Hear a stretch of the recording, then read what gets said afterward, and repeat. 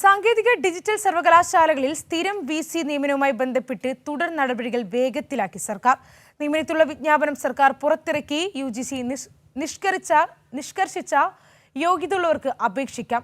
September 19 വരെയാണ് അപേക്ഷിക്കാനുള്ള സമയപരിധി. വിവരങ്ങളുമായി മാനസ ചേരുന്നുണ്ട്. മാനസ, സർക്കാർ പുറപ്പെടുവിച്ച ഉത്തരവിൽ എന്തൊക്കെയാണ് പറയുന്നത്, എങ്ങനെയൊക്കെയാണ് വിവരങ്ങൾ? ശ്രീനിധി, കഴിഞ്ഞ ദിവസങ്ങളിൽ സുപ്രീം കോടതിയുടെ നിർദ്ദേശമുണ്ടായിരുന്നു. സ്ഥിരം വിസി നിയമനവുമായി ബന്ധപ്പെട്ട മുൻഗണനാക്രമം സംസ്ഥാന സർക്കാരിന് തീരുമാനിക്കാം എന്നുള്ളത്. ഈ മുൻഗണനാക്രമം പിന്നീട് ഗവർണർക്ക്, അതായത് ചാൻസലറായ ഗവർണർക്ക് കൈമാറണം.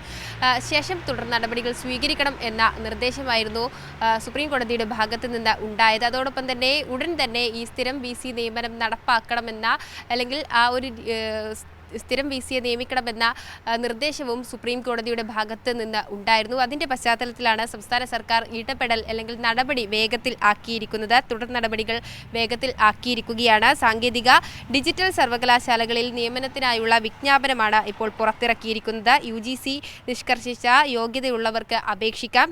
അപേക്ഷാ തീയതി, അതായത് സെപ്റ്റംബർ 19 വരെയാണ് അപേക്ഷിക്കാനുള്ള സമയപരിധി നൽകിയിട്ടുള്ളത്. സുപ്രീം കോടതിയുടെ നിർദ്ദേശപ്രകാരമാണ് തീരുമാനം എന്നത് സൂചിപ്പിക്കുന്നുണ്ട്. ഈ ഒരു ഘട്ടത്തിൽ സ്ഥിരം വിസി ഇല്ലാത്ത ഈ സർവകലാശാലകളിൽ താൽക്കാലിക വിസിയിലുള്ളവർക്ക് തുടരാം എന്ന നിർദ്ദേശവും കോടതിയുടെ ഭാഗത്ത് നിന്ന് ഉണ്ടായിരുന്നു. പക്ഷേ ഇത്തരത്തിൽ സ്ഥിരം വിസി നിയമനം നടപ്പാക്കണമെന്ന നിർദ്ദേശം തന്നെയായിരുന്നു കോടതി നിർദ്ദേശിച്ചിരുന്നത്. അതിൻ്റെ സാഹചര്യത്തിലാണ്, അതായത് സംസ്ഥാന സർക്കാരിനാണ് മുൻഗണനാക്രമം നൽകാനുള്ള അവകാശം, അല്ലെങ്കിൽ മുൻഗണനാക്രമം നടപ്പാക്കേണ്ടത് സംസ്ഥാന സർക്കാർ എന്ന നിർദ്ദേശമുണ്ടായിരുന്നു. അതിൻ്റെ പശ്ചാത്തലത്തിൽ വേഗത്തിൽ നടപടികൾ പൂർത്തിയാക്കുന്നത്. മാത്രമല്ല, സ്ഥിരം വിസി ഇല്ലാത്തതിനെ സംബന്ധിച്ച ബുദ്ധിമുട്ടിലാകുന്നത് ഈ വിദ്യാർത്ഥികളാണെന്നും അത് വിദ്യാർത്ഥികളുടെ വിദ്യാഭ്യാസ ഭാവിയെയാണ് ബാധിക്കുന്നത് എന്നതടക്കമുള്ള കാര്യങ്ങൾ ചൂണ്ടിക്കാട്ടിയായിരുന്നു ഇത്തരത്തിലൊരു തീരുമാനത്തിലേക്ക് സുപ്രീം കോടതി എത്തിച്ചേർന്നത്.